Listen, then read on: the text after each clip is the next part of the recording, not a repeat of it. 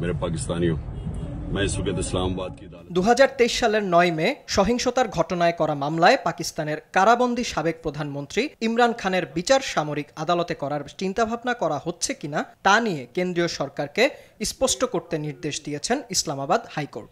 এর আগে গত বছর দুর্নীতির মামলায় গ্রেপ্তারের পর দেশজুড়ে ছড়িয়ে পড়া সহিংস বিক্ষোভের ঘটনায় তার বিচার সামরিক আদালতে করার পরিকল্পনা করা হচ্ছে বলে দাবি করেছেন পাকিস্তান তেহরিক-ই ইনসাফের প্রতিষ্ঠাতা ইমরান খান। ইমরান খানের দাবি 9 মের মামলায় তাকে সামরিক আদালতে বিচারের মুখোমুখি করতে সাবেক আইএসআই প্রধান জেনারেল ফাইজ হামিদকে রাজসাক্ষী হতে চাপ দেয়া হচ্ছে। সাবেক প্রধানমন্ত্রীকে সামরিক আদালতে বিচারের মুখোমুখি করার বিষয়টি প্রক্রিয়াধীন রয়েছে কিনা এ নিয়ে স্ববিরোধী বক্তব্য দিচ্ছে পাঞ্জাব সরকার।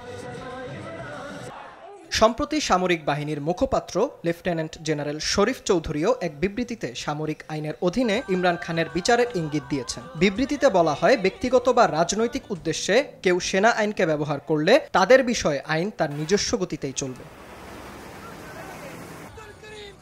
এমন প্রেক্ষাপটে আগে থেকেই ব্যবস্থা নিতে ইমরান খানের করা পিটিশনের শুনানি বৃহস্পতিবার গ্রহণ করেন বিচারপতি মিয়াঙ্গুল হাসান আওরঙ্গজেব।